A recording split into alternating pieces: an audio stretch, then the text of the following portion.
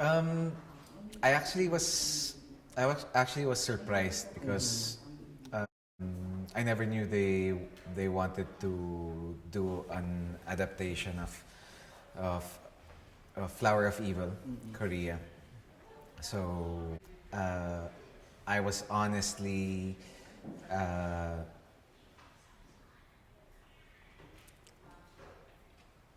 Surprised? yeah, Excited? I was surprised and excited. Were you able to watch the original version? Sadly, no. Hindi. So, since hindi mo napanood yung original version, paano mo inatake yung character? What was the parang, how were you parang told kung paano mo isasabuhay yung pagiging Jacob dito sa Flower of Evil? We had our first few weeks of script. So binase doon, and actually before everything we shot all the flashbacks. So that helped me. But more than that, we have our directors and everyone on the set who've seen the series, who've watched the show. Parang sila yung nag-guide na parang based on this, parang your character and your character is parang this and that. Parang now that I think about it, parang it's mostly based on his relationships with everyone, and of course the writing. So is it safe to say that there was a conscious effort to make it different from the original? Yes, yes. There's a conscious effort to make it Filipino.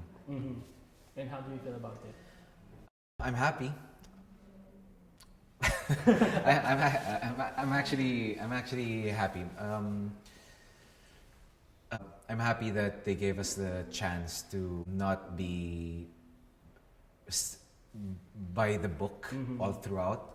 To give your own interpretation. I'm happy that we were able also to interpret it as Filipinos, and I'm happy that they weren't so strict with our characters to like mimic what the Korean actors did.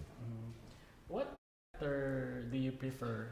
Someone who thinks before he acts, or who makes a move on impulse? There's it's hard.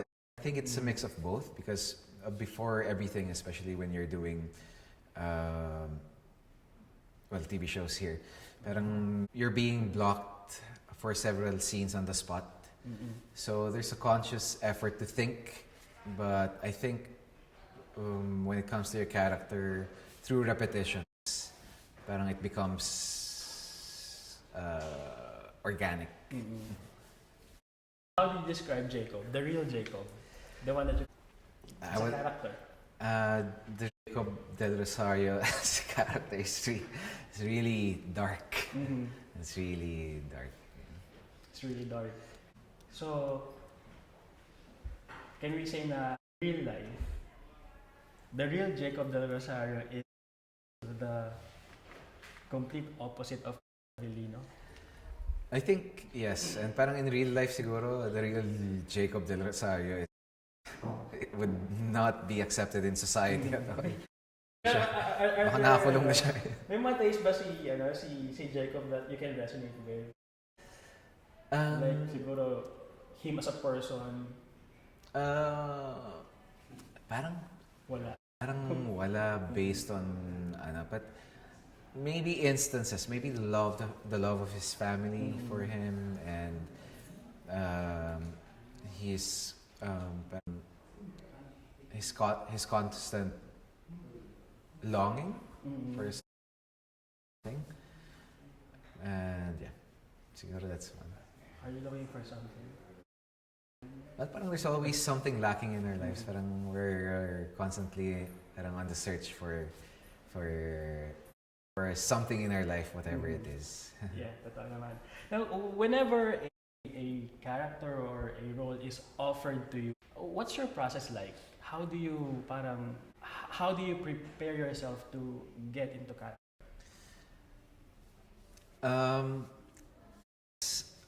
It's actually a mix of different things depending on what I have to do. Uh, Dito ni Jacob, medyo mabigat to eh. uh, So, paano dito?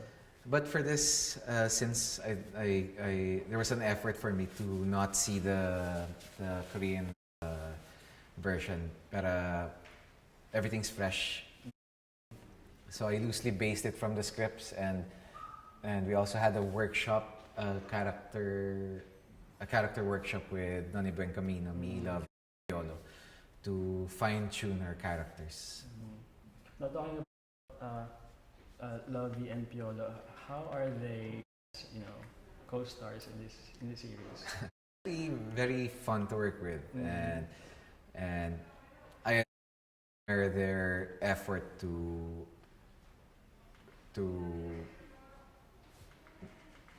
do everything to make the scene work. I think mas marami kayong scene ni Piolo, tama ba? Apo. How do you describe Piolo as an actor? Siya ba yung parang nadadala ka every time na isang scene kayo? How is he as an actor? I only had a few scenes with him, and parang those few scenes were always, I would say, over the top. Yeah, But yeah, parang I think Piolo's an amazing actor, and parang and like I've said earlier, parang what I like about them is they're willing to give a lot of themselves and even more to make a scene work. Which is very, very selfless. Yeah, we're done with Piolo. How about you, you've played a lot of roles na eh. Most of the characters that you have portrayed either on TV or on the big screen, lagi silang memorable. Personally, whenever people talk about the characters that you play, ano yung gusto mong maalala ng tao whenever they talk about you as an actor?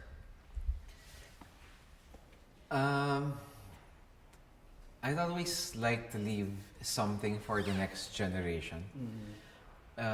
Because if this generation puts so much effort into making things work or making something, then the next generation should be even better.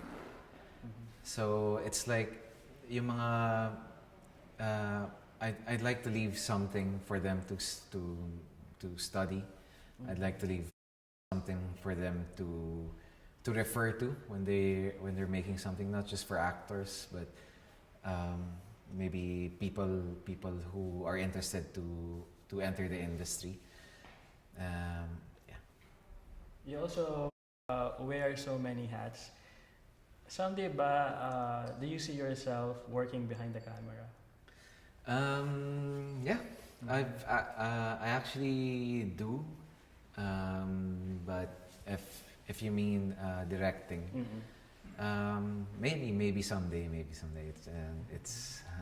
It's not an easy ballpark to just go in and play.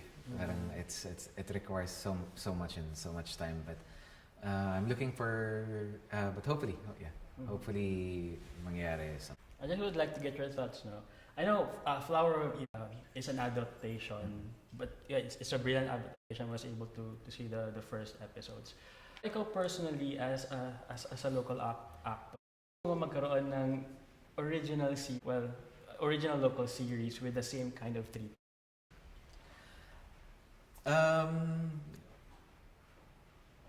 Of course, yes. Parang we would always want to come up with something that's our own. But nowadays, parang it's also nice to work on different materials or see materials that are working and award-winning, not just for jobs, but also to parang give a creative tickle to our fellow writers or our fellow creatives here. But I think we're doing a great job. I think I'd like to say Filipinos are world class if given the chance and the budget. Exactly, the budget. And the time, of course. Yeah, of course. What can you say about the people that work behind the scenes in Flower Regal? It's amazing. I mean, they're easy to get along with.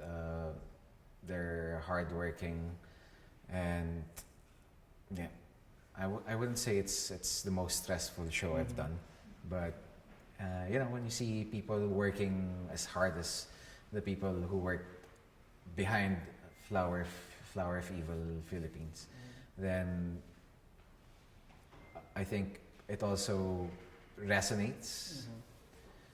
Not just with the actor, to everyone, that we have to do our part or even more. I understand that the real Jacob is a very dark character. Pero what would you like people parang learn from the character itself? From Jacob, well, unang-una, wag tularan. Yeah. And siguro the next thing is maybe you could also put in a degree of mental awareness, because if you see these tendencies early on, then I think it's okay to act on it in a medical manner. Yeah. How do you take care of your mental health? I play games. But has always been something that I've constantly been struggling with. But I found like a mini formula for my case. It's to constantly exercise and to play games. Yeah, good to know that you have your way to cope, to cope with everything. Now, for my final question, a lot of things, but what drives you? What keeps you inspired and motivated to work? What or who? Disregarding money, it's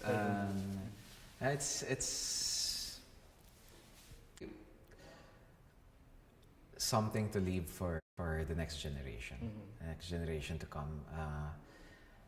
I'd always believe and always wanted to put the Philippines on the map. Well, it is literally, but in a map, in a sense that parang I'd also like our local series to be acknowledged and maybe be renowned, not just here in the Philippines.